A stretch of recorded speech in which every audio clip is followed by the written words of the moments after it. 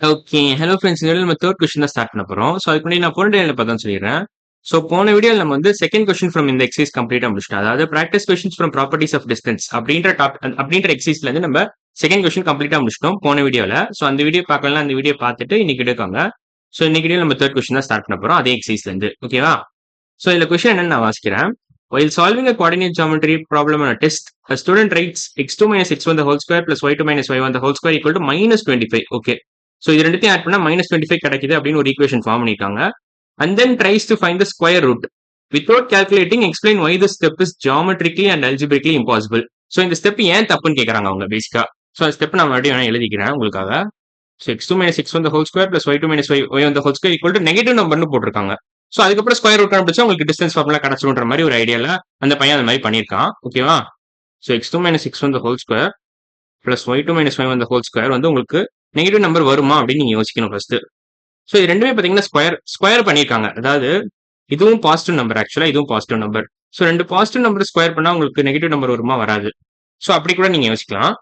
இல்லைன்னா நம்ம ஆக்சுவலா என்ன பண்ணலாம், 3 பாசிபிலிட்டி கன்சிடர் பண்ணலாம். ஸோ பெஸ்ட் அதான். ஸோ 3 பாசிபிலிட்டி கன்சிடர் பண்ணலாம். x2 minus x1 வந்து நெகட்டிவா இருக்கலாம். ஸோ ஒரு possibility it can be negative. So ஆக்சுவலா 3 பாசிபிலிட்டிஸ் இருக்கு. நெகட்டிவா இருக்கலாம், பாசிட்டிவ் நம்பரா இருக்கலாம், இல்ல ஜீரோவா இருக்கலாம். பட் இந்த 3 பாசிபிலிட்டில எது இருந்தாலும் நீங்க ஸ்கொயர் பண்ணீங்கன்னா எல்லாமே பாசிட்டிவா தான் மாறும். சப்போஸ் இது ஜீரோவா இருக்குன்னு வச்சுக்கோங்களேன், 0 ஸ்கொயர் 0, அது உங்களுக்கே தெரியும். ஸோ அதை விட்டுருங்க, அந்த பாசிபிலிட்டியை இக்னோர் பண்ணிருங்க. சப்போஸ் x2 minus x1 நெகட்டிவா இருக்குன்னு வச்சுக்கோங்களேன், நெகட்டிவ் நம்பரை நீங்க ஸ்கொயர் பண்ணீங்கன்னா அது பாசிட்டிவ் நம்பரா மாறிடும். கரெக்டா? இது உங்களுக்கே தெரியும். இதே மாதிரி y2 minus y1 இதே மாதிரி 3 பாசிபிலிட்டி நீங்க அசியூம் பண்ணிக்கலாம். y2 minus y1 பாசிட்டிவ்னு அசியூம் பண்ணுங்க, நெகட்டிவ்னு அசியூம் பண்ணுங்க, ஜீரோன்னு அசியூம் பண்ணுங்க. ஓகேவா? ஸோ அந்த மாதிரி 3 பாசிபிலிட்டி நீங்க எடுத்தீங்கன்னா என்ன நடக்கும்? y2 minus y1 is positive, நெகட்டிவா இருக்கலாம், பாசிட்டிவா இருக்கலாம், இல்ல ஜீரோவா இருக்கலாம். சோ நெகட்டிவா இருந்தா என்ன ஆகும்? நெகட்டிவ் நம்பர் ஸ்கொயர் பண்ணீங்கன்னா பாசிட்டிவ் நம்பர் தான் அகைன் கிடைக்கும் உங்களுக்கு. Suppose y2 minus y1 negative நம்பரா இருந்தா கூட அதை நீங்க ஸ்கொயர் பண்ணீங்கன்னா பாசிட்டிவ் நம்பரா மாறிடும். சோ பேசிக்கா ஒரு நெகட்டிவ் நம்பரா பேசிக்கா x2 minus x1 நெகட்டிவ்னு அசியூம் பண்ணிக்கோங்க, y2 minus y1 நெகட்டிவ்னு அசியூம் பண்ணிக்கோங்க. பட் ரெண்டு நெகட்டிவ் நம்பரையும் நீங்க ஸ்கொயர் பண்ணீங்கன்னா பாசிட்டிவ் நம்பரா மாறிடும். சோ பாசிட்டிவ் பிளஸ் பாசிட்டிவ் உங்களுக்கு நெகட்டிவ் நம்பர் கிடைக்க சான்ஸே இல்ல. அதான் நான் சொல்ல வரேன். ஓகேவா? உங்களுக்கு நல்லா புரிஞ்சுக்கும்னு நினைக்கிறேன். சோ x2 minus x1 மினிமமா, அதாவது மினிமம் பாசிபிலிட்டி என்ன வரும்னா நெகட்டிவ் நம்பரா இருந்தா தான் வரும். கரெக்டா? சோ x2 minus x1 நெகட்டிவா இருந்துச்சுன்னு வச்சுக்கோங்களேன், அதான் மினிமம் பாசிபிலிட்டி. ஜீரோவா இருந்துச்சுன்னா ஜீரோ, பட் பாசிட்டிவா இருந்துச்சுன்னா டெஃபினட்டா இந்த ஈக்குவேஷன் பாசிபிளே கிடையாது. ரெண்டு பாசிட்டிவ் நம்பர் ஆட் பண்ணா நெகட்டிவ் வராது. நெகட்டிவ் நம்பர் உங்களுக்கு கிடைக்காது. பட் நீங்க நெகட்டிவ் நம்பர் ஸ்கொயர் பண்ணா அது பாசிட்டிவா மாறிடும். அதான் நீங்க புரிஞ்சுக்க வேண்டியது. அதான் key point. So if you square negative number it becomes positive. ஓகேவா? நெகட்டிவ் நம்பர் நீங்க ஸ்கொயர் பண்ணீங்கன்னா பாசிட்டிவா மாறிடும். இது ரொம்ப முக்கியம். இதை நீங்க ஞாபகம் வச்சுக்கிட்டாதான் இந்த இந்த ஒரு விஷயம் தெரிஞ்சாதான் இந்த ஸ்டெப் ஏன் தப்புன்னு உங்களுக்கு புரியும். ஓகேவா? சோ அதனால தான் நான் சொல்றேன் x2 minus x1 the whole square plus y2 minus y1 the whole square எப்போது நெகட்டிவ் நம்பர் வர சான்ஸே கிடையாது. ஓகேவா? சோ ஏன்னா x2 minus x1 worst possible கேஸே பாத்தீங்கன்னா நெகட்டிவ் நம்பர் தான். அதாவது மினிமம் பாசிபிலிட்டி எங்க வரும்னா அது நெகட்டிவ் நம்பரா இருந்தா தான் வரும். பட் நெகட்டிவ் நம்பர் நீங்க ஸ்கொயர் பண்ணீங்கன்னா பாசிட்டிவ் நம்பரா மாறிடும். அதே மாதிரி y2 minus y1 minimum possible case பாத்தீங்கன்னா நெகட்டிவ் நம்பரா இருந்தா மட்டும்தான். பட் அகைன் நெகட்டிவ் நம்பரை நீங்க ஸ்கொயர் பண்ணீங்கன்னா உங்களுக்கு பாசிட்டிவ் நம்பர் கிடைச்சிரும். சோ பாசிட்டிவ் பிளஸ் பாசிட்டிவ் நீங்க ஆட் பண்ணீங்கன்னா நெகட்டிவ் நம்பர் வர சான்ஸே கிடையாது. ஓகேவா? அதனாலதான் இந்த ஈக்குவேஷன் பாசிபிளே கிடையாது. அதனாலதான் இந்த ஸ்டெப் இம்பாசிபிள் நீங்க சொல்லணும். ஓகேவா? சோ இப்போ உங்களுக்கு புரிஞ்சிருக்கும்னு நினைக்கிறேன் ஏன் இந்த ஸ்டெப் இம்பாசிபிள். இந்த ஈக்குவேஷன் உங்களால ஃபார்மே பண்ண முடியாது. சோ அவங்க பேசிக்கா என்ன சொல்ல வராங்கன்னா, இந்த ஸ்டெப் ஏன் இம்பாசிபிள் ப்ரூவ் பண்ணுன்னு கேட்டிருக்காங்க, நம்ம ப்ரூவ் பண்ணிட்டோம். ஓகேவா?